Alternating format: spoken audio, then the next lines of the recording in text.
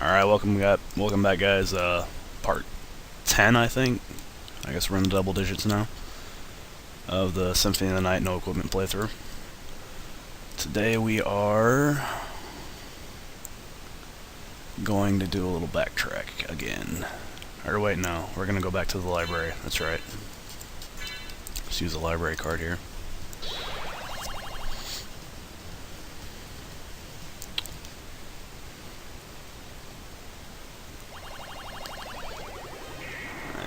Go ahead and buy another one and sell gems. As you can see, since the last time I was here, I actually fixed my video plugin, so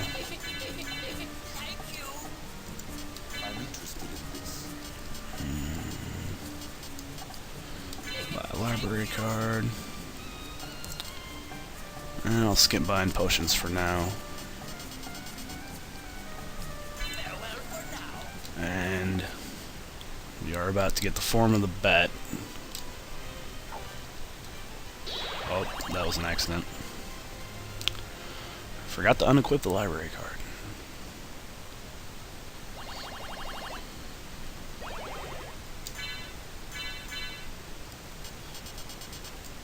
Alright, let's try that again.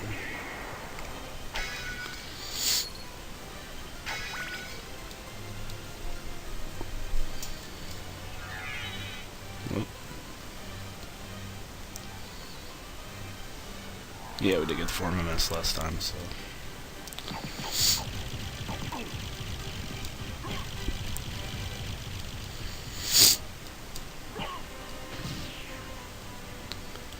Alright.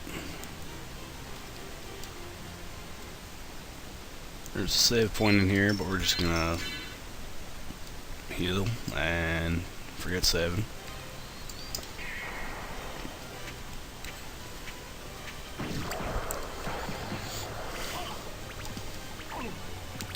These flea guys are incredibly annoying, especially when they have all that armor on, and those axes.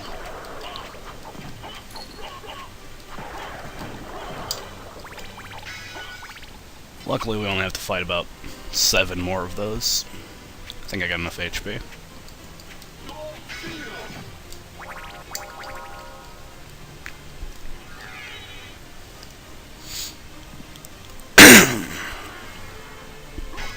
So yeah, gonna try to record kind of a long video or a couple videos today, because tonight I'm leaving for vacation and I won't be back for about a week. At least not able to record videos for about a week, so... Right there what we found was a topaz circlet. Heals HP by poison damage, so if there's anything poisoning you, you can equip that and get healed. And... at this point in the game, the Holy Rod that we found is going to be one of the best weapons you can find because it's incredibly fast as far as the attack goes. If you get back and forward, you can absorb a little bit of MP and do that little flashier attack for a little bit more damage. Pretty nice weapon.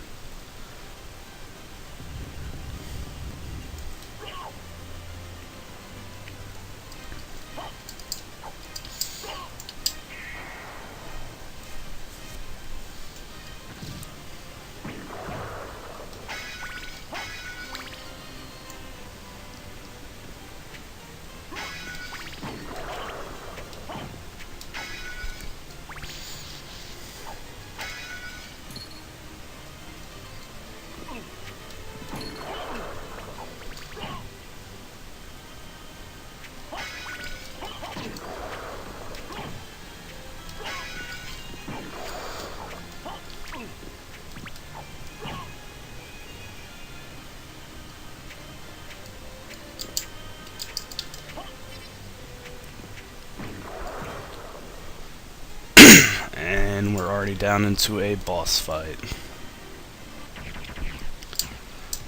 It's the lesser demon. Not really that hard of a boss, but the annoying part comes here in a second, when he starts flying around. He starts summoning things. If you are going for a full bestiary, you actually want to let him summon a few things, because there's one enemy he summons here that cannot be seen anywhere else in the castle. And he's not summoning that for some reason. There it is. It's called a Mudman. I'm not sure why he summons that and it's not anywhere else, but...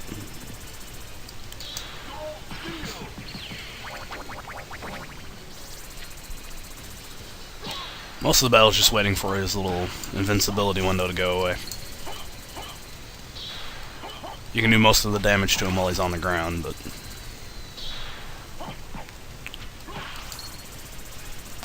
he doesn't like to come back down after a while.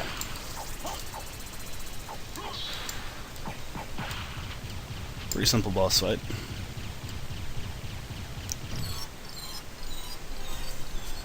Life max up. And we're clear of enemies from here on.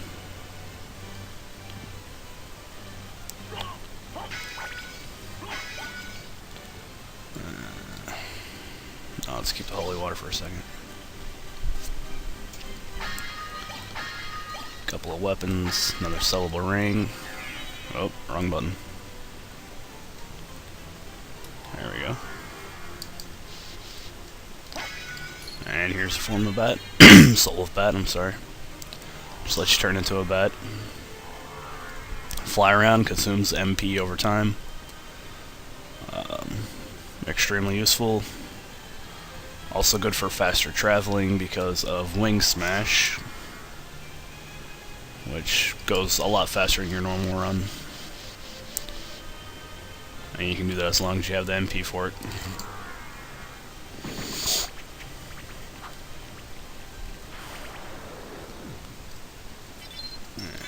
Just making sure we're full on HP and MP.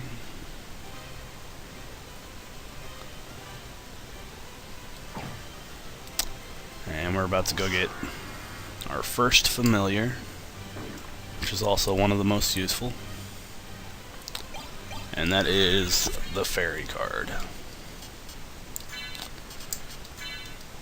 This familiar will not only follow us around everywhere we go, but if we get cursed, she'll use an uncurse on us.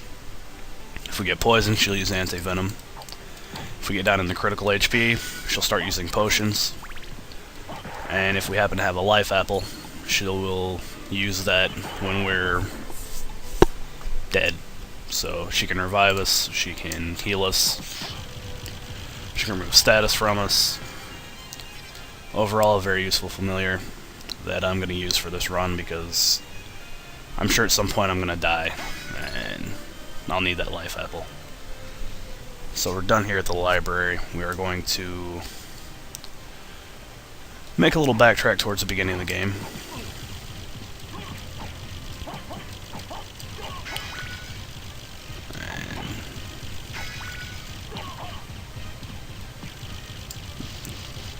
Because at the beginning of the castle there's a few places we missed out on due to this not having a ability to fly.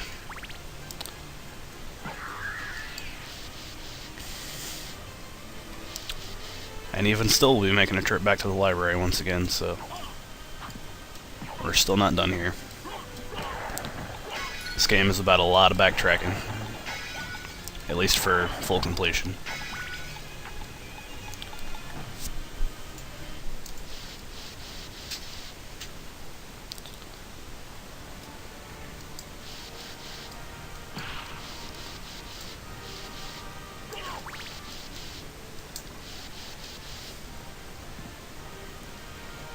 Here we just have a sellable ring, a place we couldn't really get to before.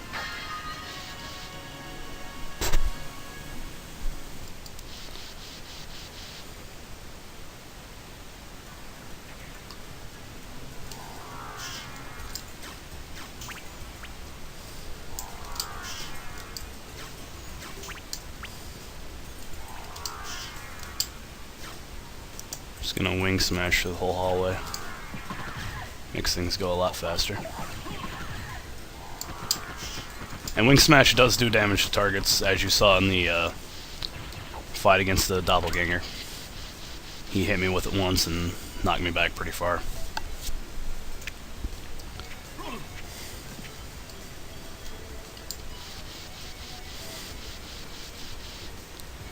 Bad thing about Wing Smash is if you hit a curve in the wall or anything like that, it'll take you off course and you can't really change it. So in hallways like this, it's kind of best to just backdash.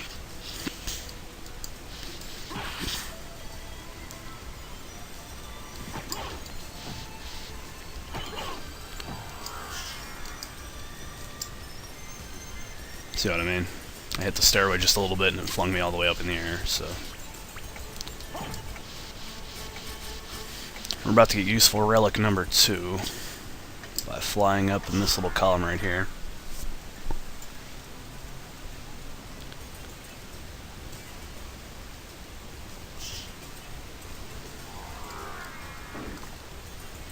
This is where we get the gravity boots. Extremely useful item, and I will show you why in just a moment. Over here we've got a life apple, which is going to come in handy later when I die. Yes, it will happen at some point. Alright, so we had to fly all the way up there with the bat. The gravity boots, by pressing down, up, and jump, lets us launch ourselves really high in the air. As much as we would like, as long as we have the MP to do it.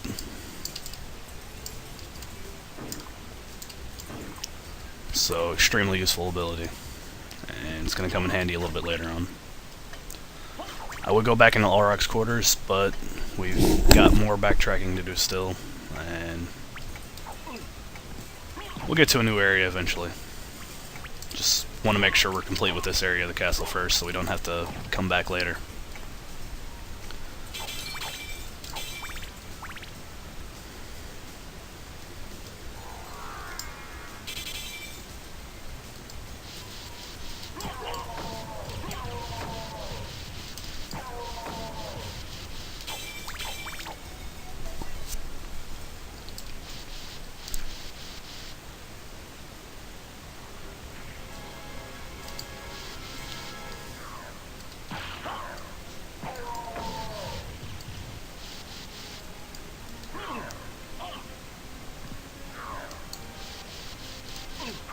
Ooh.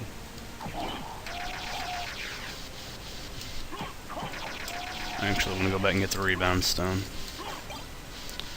Get away from the holy water.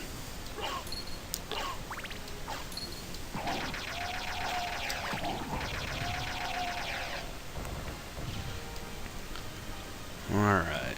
That room right there is actually gotten to by going back where we fought the first bosses, Slogger and Gaibon.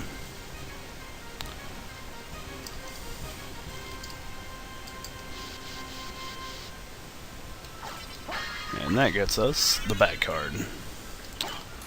The bat card is another familiar. It mostly does attacks like the bat does. It flies around, it'll kind of smash into them and do damage. But also, when you turn into the bat and the bat card is leveled up a lot, more bats will show up and follow you around. And when you get the relic that lets you shoot fire as a bat, the bat familiar will shoot fire as well.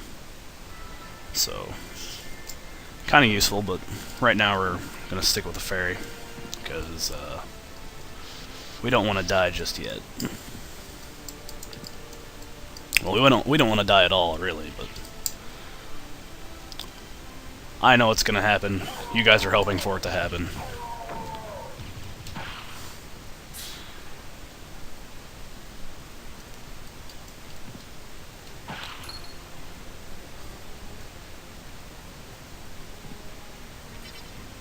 Alright, up here is a neat little room that has one of every sub-weapon in the game. You've seen the... We haven't seen the lightning gun yet, actually. I said I was going to get that later, and I didn't, so I'm going to take that one right now. You guys did see it in the test video, though. So... Alright, up here was the Skill Wolf Relic, which, I believe lets us dash... No, that's not the one. Skill of Wolf lets us swim, which is going to be handy later on.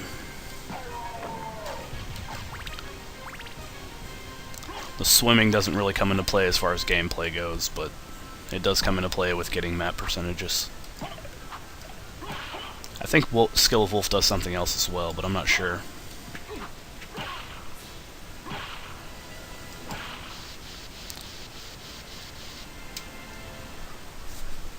And we continue to backtrack.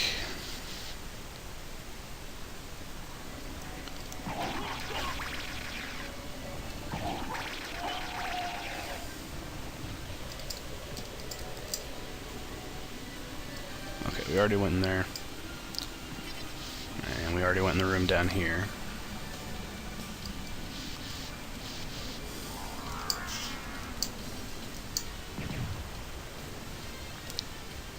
Poor zombies. They're so frail and endless. But they still have to die. Alright, there's one room in here I want to show you a trick on. Well, it's this room right here, but I'll show you the trick after we go up here into this area. Can have a couple of annoying enemies. Alright, this is the lightning gun. It, basically all you do is you use it like you would any normal sub-weapon. You hold up an attack, and if you hold down the attack button, it'll strike multiple times. So, pretty useful for multiple hits, but it eats a lot of hearts. So, it's kind of nice at times, but yeah. We'll hang on to it for a little bit, try to use it. Here's the save room, gonna restore HP.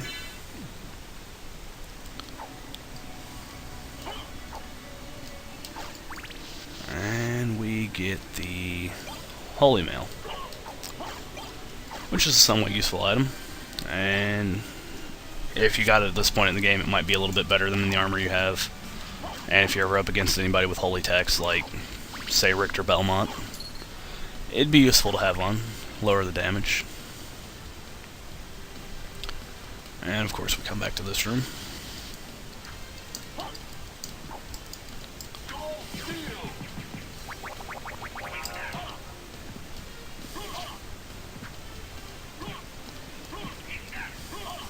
Oh.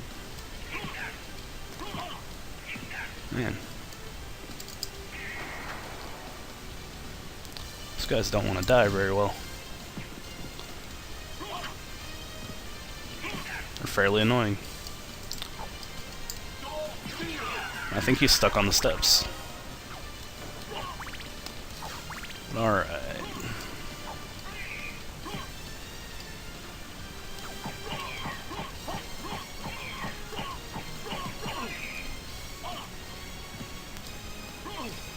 Damn. See, there went the fairy using a potion on me, so she's gonna be helpful, keeping me out of crit. You won't see me in critical HP as often now. At least until I run out of potions, which, if she uses them when I don't want her to, will be very often. Alright, trick down here. We know the mermen are down here. They jump up endlessly. They try to attack you. They fail. Well, that was just good right there. There's a joke in that. This wall right here actually moves. What you have to do is fly through one side as the bat, then walk through one side as the wolf. I'm not sure how you're supposed to know that, but it opens up a secret door. There's a life apple and a jewel sword. Jewel sword is a good item.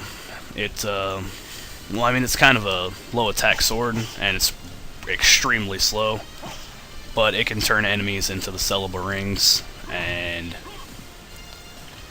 if you do the quarter circle forward attack, it'll drop up to 8 coins, which is, I mean, 8 coins isn't really going to make or break you, but it's mostly about the turning enemies into jewels. You can find an endless place like the merman, and the merman will give you tons of the very lower end, rings, and they'll add up. Alright, up here is nothing too special, just a couple of hearts, and I think a cross sub-weapon. I'm not sure. Have to find out. No, $400. Okay, but up here is a hidden room with Power of Wolf and a life max up. That actually might be the heart sub-weapon over there. Not sure. Don't care. Alright, now that we have the Power of Wolf, we can dash as the wolf. He'll kind of turn invincible and do damage to enemies and run extremely fast,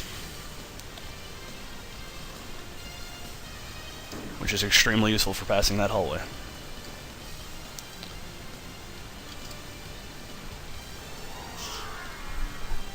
Alright. We've gotten everything this area has to offer, and where should our next stop be? We're going to go head to Olroc's quarters. I will go down to the lower catacombs, but we'll go to Olroc's quarters first, just to not break sequence. Well, this was not really sequence breaking. You could go there if you like, but we'd have to backtrack again anyways, so wouldn't make much sense. And that's not the Olroc's quarters one. Next one. Right? No, next one.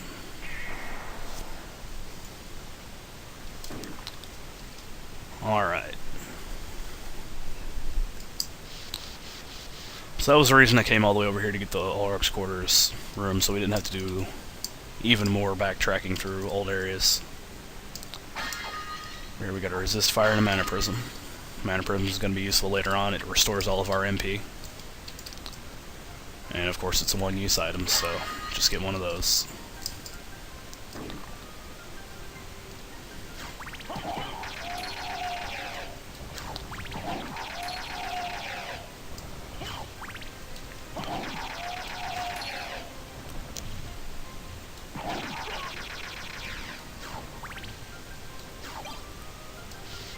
And actually, let's keep the knife sub-weapon.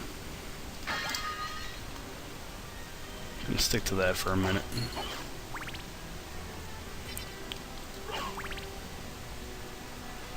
Alright, anybody that watched my test video is gonna know what this area is and where it leads to. They're gonna know the boss as well, but let's go this way.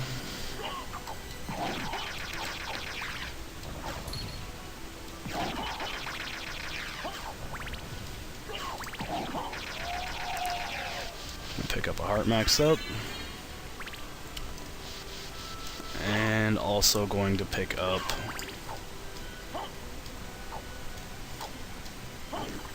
it's a breakable ceiling right there. And we're going to pick up the sword card. Sword card's another familiar. We're seeming to be gathering a lot of those now. And it's kind of good, kind of bad. I mean, it's decent, but it flies around and it kind of attacks in random areas and it doesn't really do much. But if you level up to level 50, it changes appearance, it becomes a lot stronger. There is a spell you can do with it, and it's a pretty powerful spell. But the main reason to level up the sword card is when you get it past level 50, you can actually use it as an item, which it's a sword, of course, and it does actually really good attack, so... And I just noticed we're at 24 minutes, so I'm probably going to split this into a couple videos. Even though I have my limit lifted or whatever on YouTube, I'm sure it's going to be kind of annoying to try to watch a 24-minute video. But anyway. This hallway has nothing special. Sellable ring. In the other... in the inverted castle, spoiler alert, there's going to be a lot more down here, especially as far as tough enemies go. And here's a save point. I'm actually going to save right here, and we'll call this a video. We'll see if I can fit this on YouTube, and I'll see you next video, guys.